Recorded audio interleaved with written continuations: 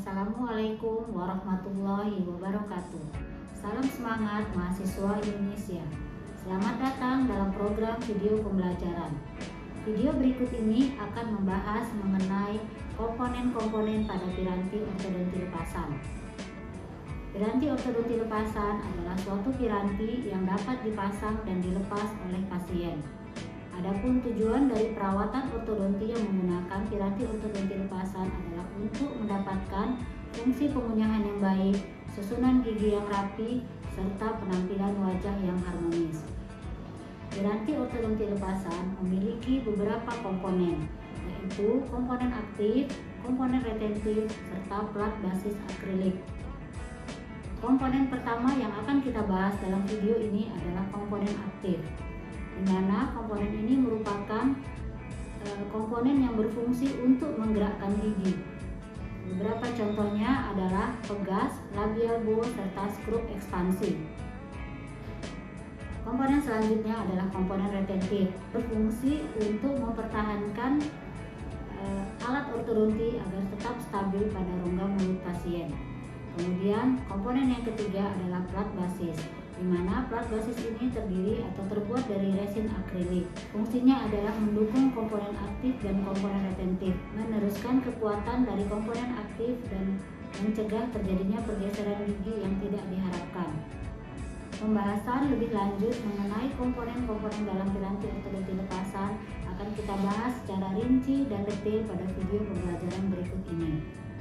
Selamat menonton! Yang pertama adalah komponen aktif. Komponen aktif merupakan komponen untuk menggerakkan gigi. Komponen aktif terdiri dari spring, labial bow, skrup ekspansi, dan elastik. Pada video kali ini akan dibahas lebih lanjut mengenai spring, labial bow, dan skrup ekspansi. Yang pertama adalah spring. Spring harus memiliki defleksi yang cukup kecil dan harus tahan terhadap perpindahan serta distorsi. Pada video kali ini akan dijelaskan beberapa jenis spring yang sering digunakan dalam bidang ortodonti. Z-spring berfungsi untuk menggerakkan gigi ke labial atau bukal. Diameter kawat yang digunakan untuk Z-spring adalah 0,5 sampai 0,6 mm untuk anterior dan 0,7 mm untuk posterior. Syarat Z-spring yaitu terletak di lingual atau palatal, terdiri dari dua loop yang sejajar selebar mesiodistal gigi, dan tegak lurus terhadap sumbu gigi.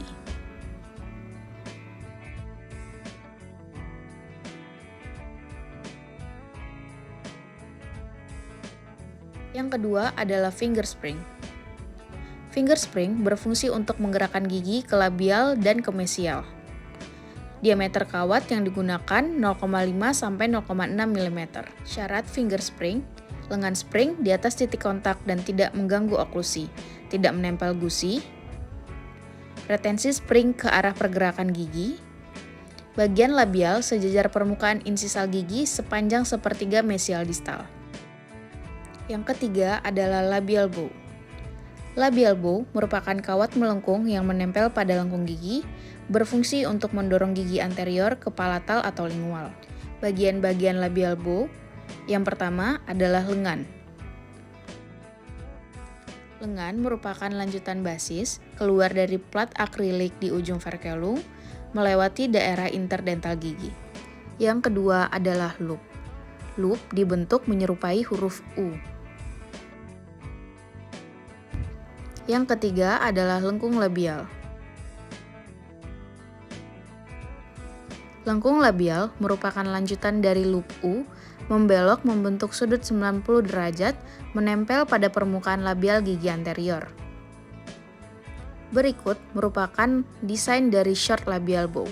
Lengan terletak di daerah interdental gigi C dan P1.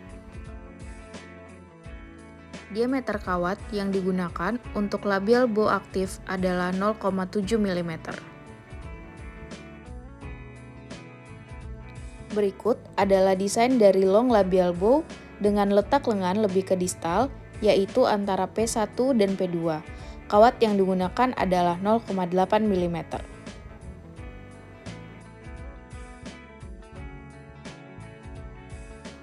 Skrup ekspansi. Skrup ekspansi merupakan komponen aktif dalam alat ortodonti lepasan yang digunakan untuk mendapatkan ruang. Terdapat dua tipe sekrup menurut arah pergerakannya. Yang pertama adalah sagittal, yang merupakan sekrup ekspansi yang ditempatkan sejajar dengan bidang sagittal. Tujuannya adalah untuk protraksi gigi anterior dan distalisasi posterior. Yang kedua adalah transversal, untuk mengekspansi lateral dan melebarkan lengkung gigi. Berikut adalah contoh sekrup transversal. Dan berikut adalah contoh sekrup sagittal. Berikutnya merupakan komponen retentif. Komponen retentif berfungsi sebagai retensi dari piranti ortodonti lepasan. Komponen ini memberikan stabilisasi pada piranti lepasan agar piranti tetap berada di tempatnya dan mencegah perpindahan posisi gigi.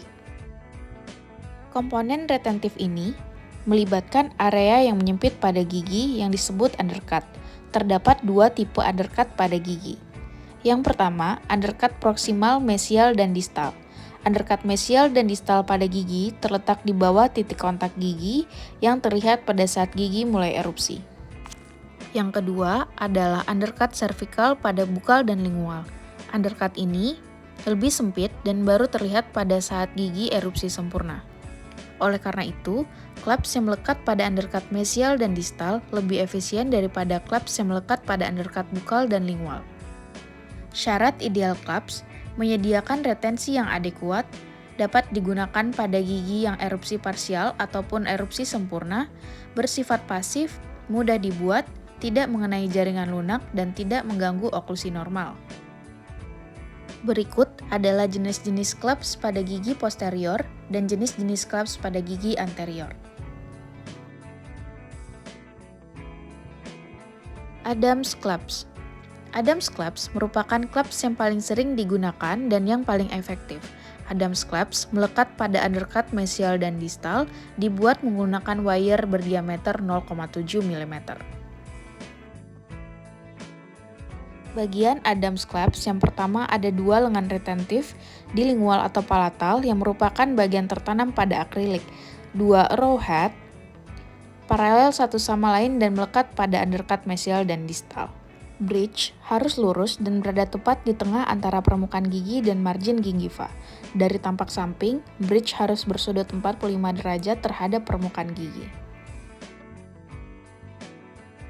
Kelebihan Adams claps: kuat, simple, dan mudah dibuat, dapat digunakan pada gigi decidui atau gigi permanen, gigi erupsi parsial ataupun sempurna, gigi incisivus premolar ataupun molar. Nyaman digunakan dan resisten terhadap kerusakan, hanya memerlukan sedikit ruang dan tidak memerlukan instrumen khusus. Jackson's claps atau yang biasa disebut dengan full claps atau U-claps. Kelebihan Jackson's claps yaitu mudah dibuat dan memberikan retensi yang adekuat. Kekurangan Jackson's clap yaitu retensi kurang adekuat pada gigi yang belum erupsi sempurna. Triangular claps memiliki bentuk ujung segitiga yang kecil melekat pada undercut proksimal di antara dua gigi yang berdekatan.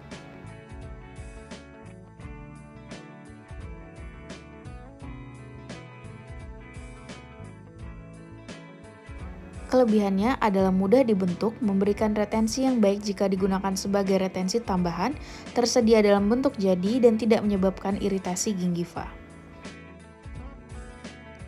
Sedangkan kekurangannya tidak memberikan retensi yang adekuat jika digunakan sendiri.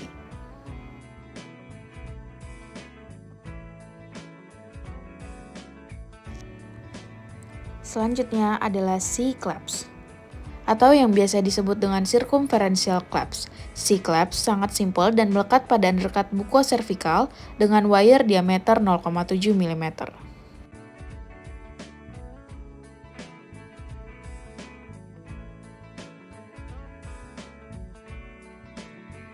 Kelebihan C-claps adalah mudah dibentuk, desainnya simpel, dan mencegah migrasi mesial dari gigi.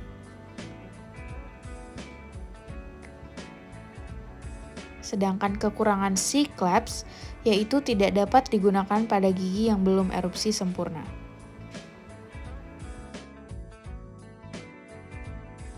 Ball and clasp, atau yang biasa disebut dengan shoe anchor clasp, memiliki ujung berbentuk bulat yang melekat pada undercut proksimal di antara dua gigi yang berdekatan. Biasanya digunakan sebagai retensi tambahan.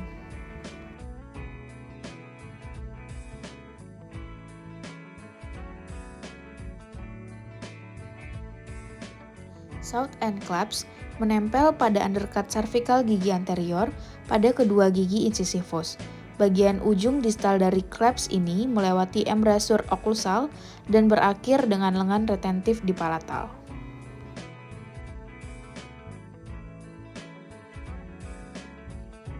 Kelebihannya adalah mudah dibuat, tidak mengganggu, dan nyaman digunakan.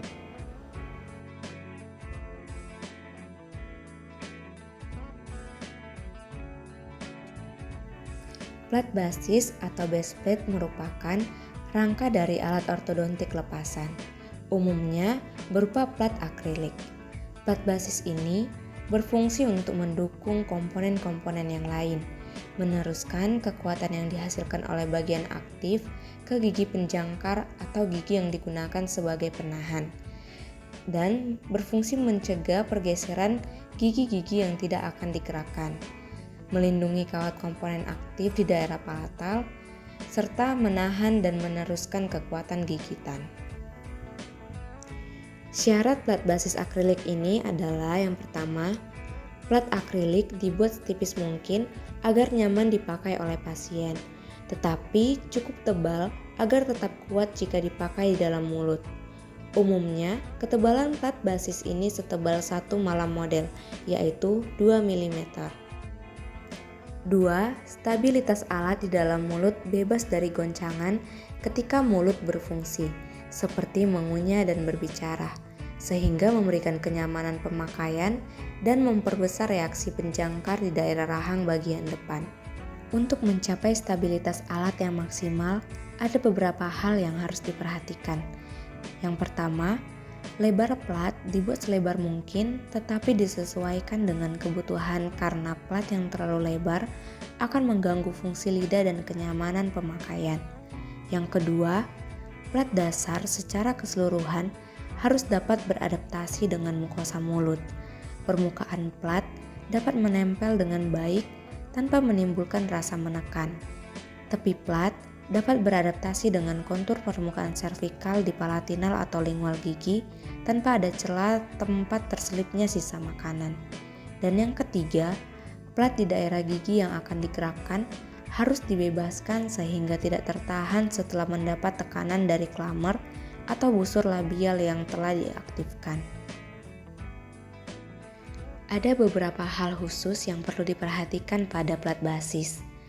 Untuk plat rahang atas, plat dibuat selebar mungkin, tepi distal sampai mencapai daerah perbatasan palatum mole dan palatum durum, di bagian tengah melengkung ke anterior, sehingga cukup luas daerah palatinal yang bebas agar tidak mengganggu fungsi lidah sewaktu mengunyah dan bicara. Untuk plat rahang bawah, daerah di bagian lingual mandibula sempit, maka untuk memperkuat plat, perlu dipertebal menjadi 1,5 ketebalan malam, yaitu 3 mm. Di daerah sulcus lingualis, tempat perlekatan frenulum lingual, plat dipersempit agar tidak mengganggu gerakan lidah. Di regio molar, di bagian lingual, biasanya terdapat daerah undercut yang cukup dalam meluas sampai pangkal lidah. Di daerah ini, ujung kawat basis clamer tidak boleh menempel tapi tegak lurus turun ke bawah. Tepi plat di bagian bawah dipertebal sehingga tidak diperlukan pengurangan ketebalan plat untuk mempermudah insersi tepi plat, tidak menjadi terlalu tipis dan kawat basis yang tertanam di dalam plat tidak terpotong. Saat ini, kita akan membuat plat basis akrilik dengan metode self-cure.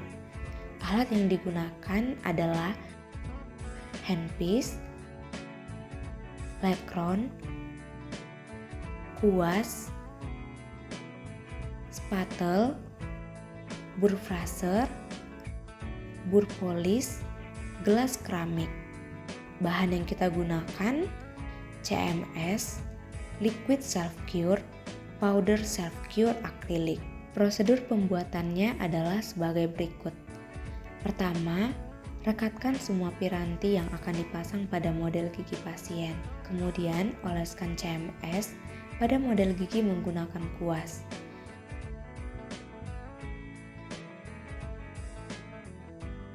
Dan tuang liquid akrilik ke dalam gelas keramik sesuai aturan pakai produk.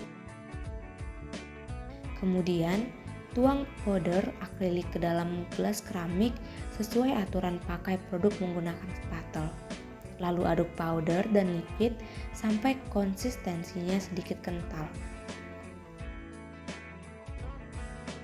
Lalu tutup gelas keramik kira-kira 20 detik. Tunggu hingga akrilik berpolimerisasi sampai tahap dough state. Selanjutnya, tuang akrilik ke model perlahan-lahan dan merata ke basis model gigi sampai basis model terisi rata dan rapi. Setelah itu, akrilik dapat dirapikan sebelum setting.